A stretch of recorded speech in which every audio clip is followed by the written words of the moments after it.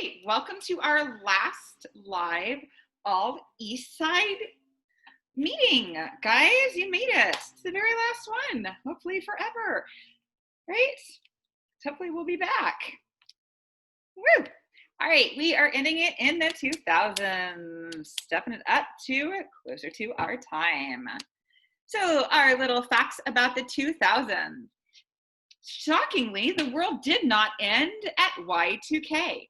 For those of you who do not know what Y2K is, it was this error in the computer coding, and I'm sure Tobias could talk better about this than I can, but there was like an error with the date, and it wouldn't roll over to 00, and something about the fact of it turning to 00 was going to make every computer all over the world crash and burn and die, causing global chaos, blackouts, mad panic, goats running everywhere. It was going to be awful. So we spent 1999 in great fear of when it rolled over to 00 and the world became this post-apocalyptic kind of, Mad Max version of the world that we all thought it was going to be. However, didn't happen, rolled over. All the panic was for nothing. In the end, it didn't really matter.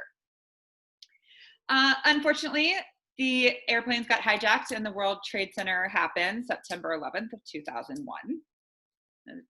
2001, the war in Afghanistan started. Somber moments there.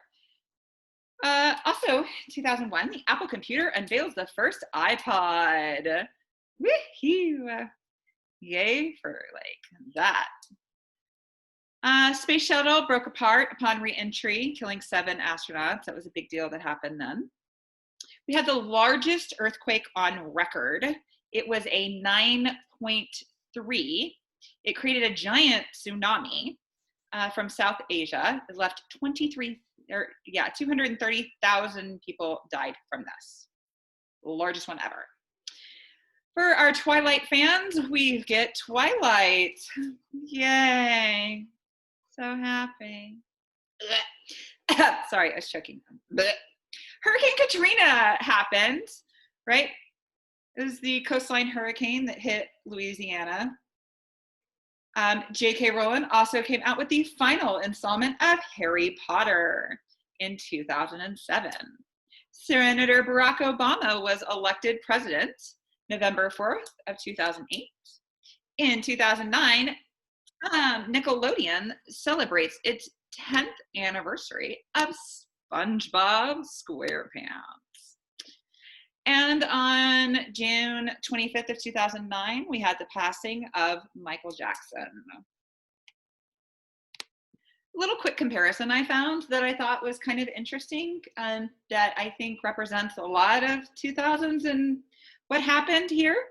So if we start out 2000, a new house cost about $134,000. By the end, it cost $232,000. So we went up about $100,000, right? Which we've seen with inflation, but we've also seen averages and salaries going up. But if you look here, the average income was $40,000 at the starting of the year, or starting of the decade, and it went down to $39,000 by 2009. So it actually got lower on what income was, and yet everything seems to go up almost by double, right? Looking from our movie tickets to a gallon of gas, dozen eggs. So we had this big, start of that whole giant, wonderful recession and where that came from. All right, so what was going on in art? 2000s, public art and installations really blew up. They've always been a thing, and these artists have been around for a while, but it really took off all over New York and cities to start really doing these public pieces of artwork and these installations. So Chihuly was really big. He still is really big. He's based in Seattle. I love him. He looks like a crazy pirate to me, right? And does these amazing glass blown sculptures. He's based in Seattle. If anybody has had a chance to go out and see his works, they're amazing. They're also all over the world. He had a big exhibition in Jerusalem that opened during the 2000s. Again, he's been doing this for a long time. Very large, all hand-blown glass sculptures. This is his Jerusalem exhibition. Again, look at the size comparative. And if you've ever seen anything on blowing glass, just the fact of the sheer size is impressive on getting pieces that big. The biggest artist of the whole 2000s that really saw was Jeff Koons. It started in the 90s. A lot of us know this little rabbit dude here that we've seen. But he came out with this great exhibition of balloon animals. They're made out of metal and really shiny paint and all of the things. They are actually not balloon animals. They are huge and giant and kind of popped up everywhere in the 2000s. They're very fun and whimsical, very different from what we've seen in the past with our artworks, right? I don't know, there's some joy kind of childhood quality to them, and they just make me happy. I like them. They're so fun. Right. This is our We Think a Flower. That was a big discussion on Tuesday. Right. We also got another installation that went up in New York of the roses. They were about, I think like the tallest one was 25 feet tall, of this roses that would pop up around New York. A lot of simplicity, bright colors, you know, it was very different from what we'd seen before in art. The sky mirror went up in New York, which was a big deal. It was just this giant mirror, right, that then would reflect different things, and you'd see different things, and it was really cool to look at. Very shiny mirror. We have Miss Parker here. She did really great stuff. So this is a very important piece that went out that was on exhibition for a while from a Southern Black Baptist church that got destroyed by arsonists. She took the remains of that church and made a statement piece about it, right? Really looking at the remains from this in the physical space to talk about what had happened, right, with these worshipers, and created this kind of surrealistic, spiritual kind of piece to talk out against it. We also, this was a big deal. It was the Forest of Numbers. It was this giant, huge installation piece that went out to discuss like the future and the years and decades, this kind of passing of time and this stillness that you could walk into and encompass just all these just giant numbers, right? Just comparison here. It was just like this very kind of surreal, again, just stillness of this time. We also got a bunch of artwork that would pop up in nature that were very nature-based, like our giant wooden ball here. Deborah has been around for a long time, but she really took off in the 2000s. Her horses here were big in Denver. They are made out of metal. They are not wood. They are very large. But her texturing is so amazing.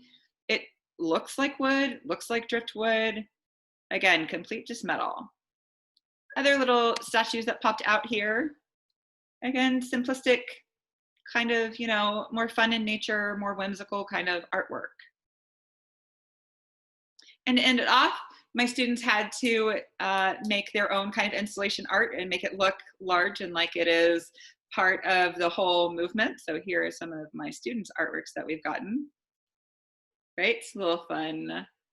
I thought they did a great job of capturing the time period and the kind of whimsicalness that was the installations.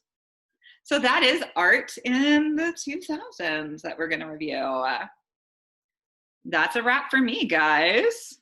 Up next.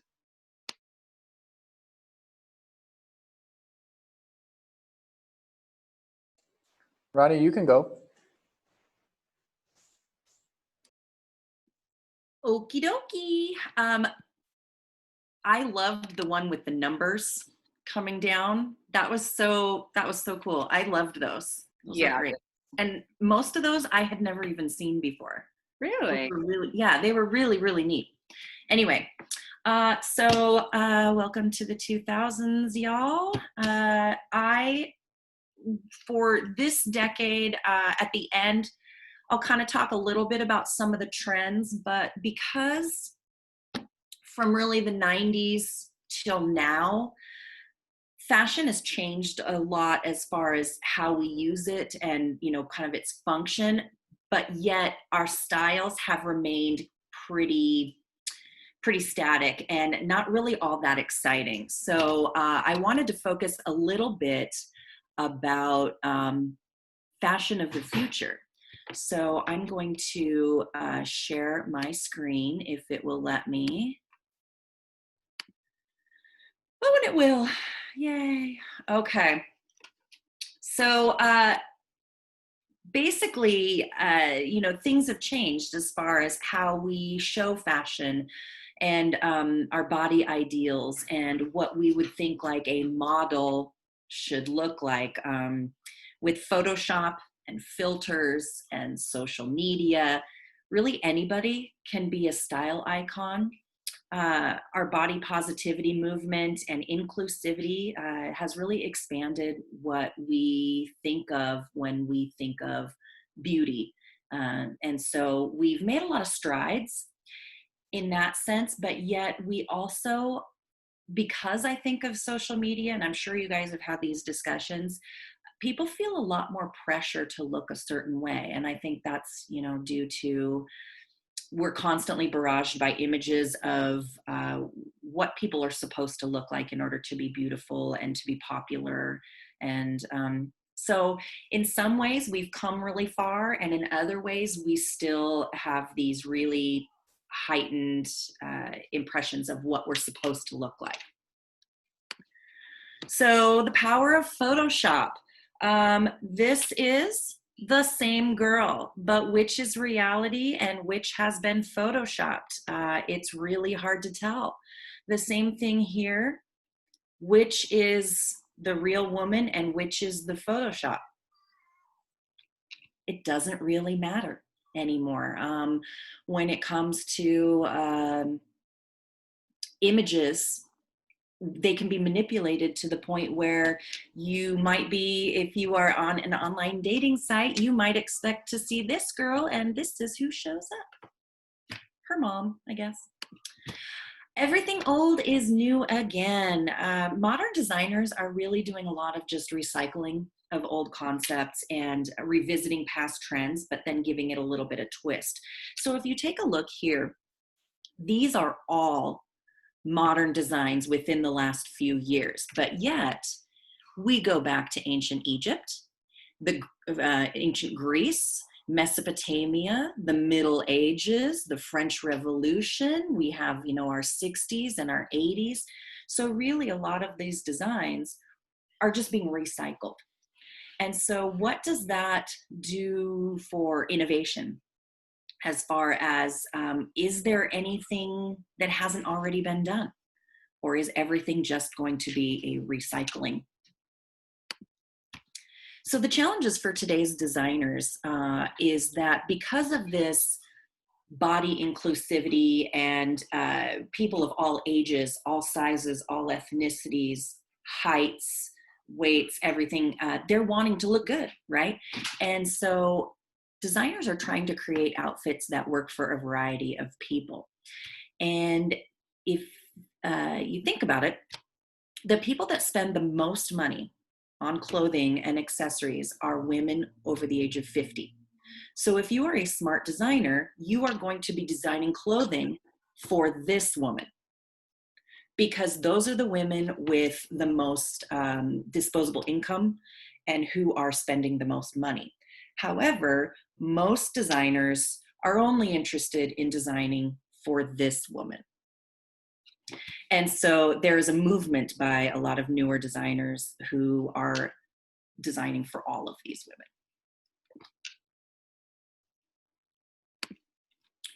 So fashion of the future is a lot about wearable technology.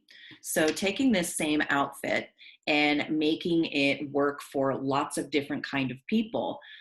But technology has made it possible that fabrics and textiles can do more than just be a covering for your body or protection against the weather. There are fabrics that will change temperature, that can warm you up, cool you down, monitor your heart rate, your blood sugar levels. It can play music, it can sense your mood. And so we are not seeing those, you know, in your Walmart or your Target or wherever, because they're so new, they haven't become mainstream, and they're also very cost prohibitive. They're very expensive textiles. So usually when something new comes out, it's very expensive. And then after a while, the price comes down, it becomes more available to the rest of us. And also you get copycats who then drive the price down. So if you have multiple companies creating the same thing, then that first company has to take their prices down in order to compete. And that is what's going to happen with this type of fabric. It's going to start becoming more mainstream. So the question then is fashion stuck in the past? Are we doomed to just recycle? That's a question. I don't know the answer to that, but it does seem as though new designs that are coming out, you can look back in the past and see where that was inspired by. So what then is the reason? Is it that just we're not very creative anymore? When in the past, we used fashion and clothing and sort of decorated our bodies as an artwork, it was a lot of times, as we've talked in these past weeks, as an expression of escapism. So when something really awful was happening, there was a war, there was fear and anxiety and political upheaval, the fashions got very lighthearted and whimsical as a backlash against fear and anxiety in real life. So we still need escape, because in many ways things are not great, but we don't escape through our clothes and fashion anymore. We use something else for escape. Okay, so think about it for a second. What is it that we use to escape negative things in our life nowadays? We use technology. We sit on our phones. We binge watch Netflix. We play video games. You know, we are on our laptops. We don't use fashion in the same way that we used to. People would, to make themselves feel better, get super dressed up, head to toe, everything coordinated and working together, and they would go to some social event to see other people and to be seen. And that was a way of escaping day-to-day trauma. Now we sit on our couches in our sweatpants and we watch TV and we sit and look at our phones. So fashion no longer serves the same function that it used to. So that could be one of the reasons why innovation in fashion has sort of flatlined.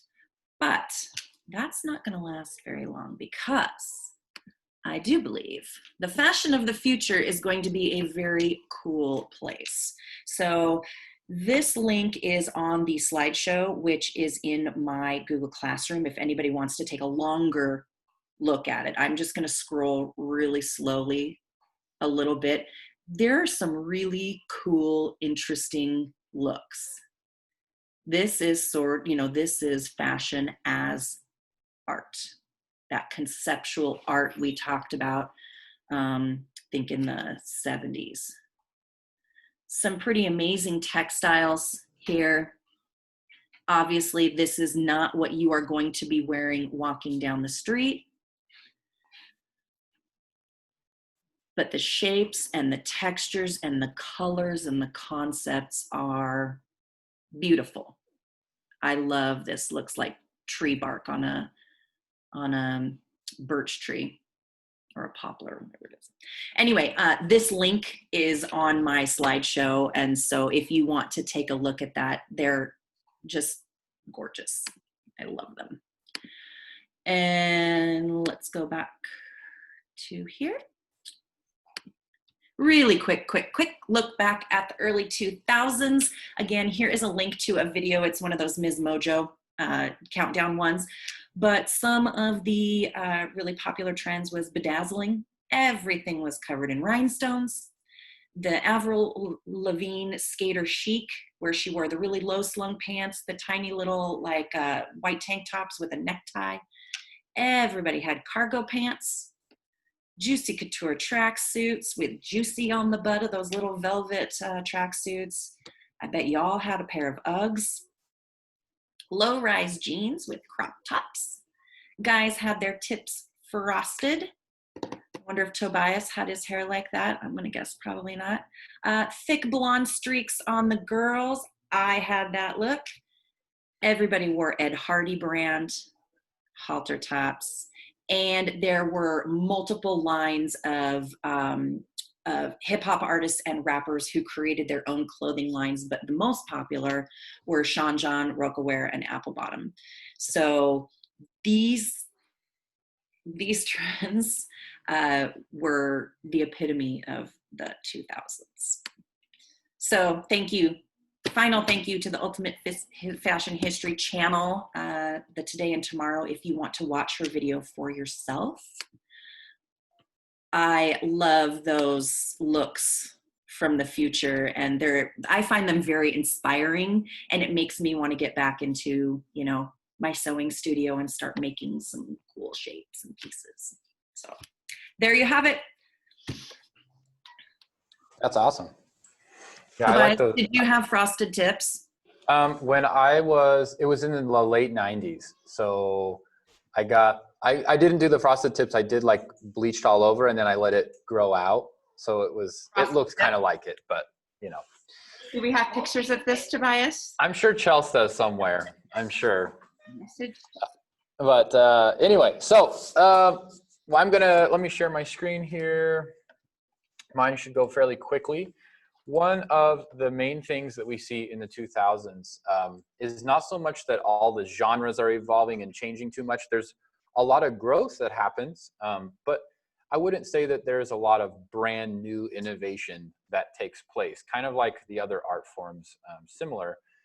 But what does change is how we interact with music. And so this was what a record store would look like.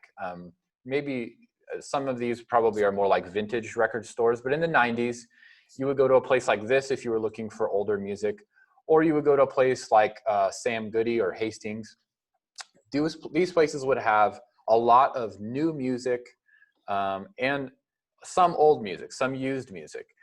Then you would take, let's say we're talking about the 90s here, where you would take your CDs that you would collect at the record store, and you would put them into one of these booklets. And you would carry that booklet around in your car. And if you watched my video, like, it was so frustrating if your booklet ever got stolen, because you had collected like all your music, and then it would get stolen and it was gone. It wasn't digitized somewhere. It didn't live on a hard drive. It was gone.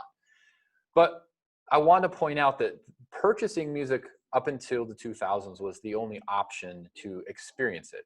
You couldn't just all of a sudden out of nowhere think of a song like today and just go, oh, I really want to listen to this song and this genre of this artist, and then just pull it up. You couldn't do that. You had to go and purchase it.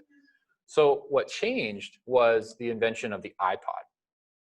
And I say this because really it was the invention of digital music and players like MP3 players and such. But the iPod brought it to a place that really kind of solidified it as a device that everyone really wanted or got some version of. So what did it mean? It meant that instead of thinking so much about the newest music that was only available at the record store at the time, you could think about all the decades of music. And people who had these massive collections, they were starting to take their you know, who knows how big their collections were, and they were starting to digitize them and put them online. Now, at first, we see that there is not a legal way. It really wasn't a good system at first. And so we end up seeing a thing called Napster show up. And if you don't know what Napster is, it was essentially a kind of illegal downloading platform where people would digitize their music and they would put it up there for free. And you could go and just find any music and download it, no cost. Well, this started this whole conversation about, you know, is that it legal? Should it be allowed? All this kind of stuff. And we spent 10, 15 years figuring that out, so that now, you know, we have our phones, and now music streaming really was designed to be an answer to why, you know, how do we handle with Napster and digital music. So I guess all I really want to say is that in the 2000s, we start to see a true window into history and all the music that came before in a way that really we couldn't. And so I guess my challenge to you would be, you know, think about what that was like. We're so lucky to just be able to, at any given time, think about a song, think about a genre, think about something, like even just going on Spotify and finding a playlist. We can listen to anything we want. And that's a really cool thing to think about what the future means for all of us, in all art forms, like especially what Ronnie's talking about. We have access to things that people couldn't even dream of 50 years ago. And many of your parents even probably have no way of comprehending of what we are currently experiencing. So then what the heck does that mean like 50 years from now? I can't even imagine what it's going to look like. So I'm just excited for what that means, that we all have access to as much music as we really want. Other than that, everything else was very much moving forward into like the electronic music world. We were getting definitely a lot more of the like dubstep, EDM, obviously people like Skrillex and people like that start to explode that didn't exist before, but those weren't really new genres. They were just expanding on old genres. Other than that, let me check the thing, but that was pretty much what I had. Let me check the deal. Yeah, I think that's pretty much what I got. Anybody have any questions? I remember illegally downloading music from Napster and then LimeWire and stuff. And it kind of reminds me of, I don't know if anybody has old VHS tapes that their parents had. And on a VHS tape, the very first thing that would come up on the screen was the FBI warning. Yep. Saying that if you got caught making a copy, like, you know, it was a huge fine and time in jail. Everybody just ignored that, you know, and it was the same thing with Napster, you know, like you know, if you got caught downloading music, you could get in so much trouble. So much. Going on your permanent record. Yeah, they weren't, it's going on your permanent record. They weren't going after the little people like us, you know, they were going after the people that were downloading it and reselling it or making money off of it. But I totally broke the law. Such a rebel. Metallica came along. Yeah, they spent so much money trying to fight the system. Yeah. That now is totally irrelevant. They even like moved offshore. Do you remember that? Like they actually like bought everything, and like Napster took their whole operation to like international waters. Yeah. To try and like keep it going. It was insane. Well, and you guys would have no idea what this would be like, but to actually fill an iPod full of music was so much work. I can't even explain it. Like I had a 30 gig iPod. It was so time consuming to find all the music, to download. See, here's the other thing. On Napster, you could not trust most of the downloads. You had to find only the good ones, because it was like so many viruses were going around. So many things were just sketchy out there. So I'm glad that we have what we have now with services that we can, I mean, and YouTube and everything else. But yeah. You had to make sure that you listened to the whole song before you downloaded it, because halfway through it might like just cut off or have like feedback or whatever. So yeah, bad recordings. It was that mouse, man. A lot of bootlegs from concerts too. Very time consuming. Sure. Oh, the good old days. Right.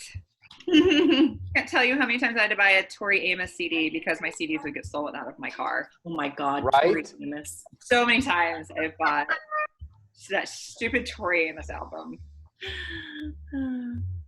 Actually, there's actually something kind of cool that I tried to do a year or two ago, and I still have it, but I homebrewed my 3DS. And homebrew is kind of interesting because it goes along some of the same lines. homebrew allows you to take your game and do hacks on it or do cheats. But the thing is that there was a bad side of it too. There was a thing called the homebrew store or something like that.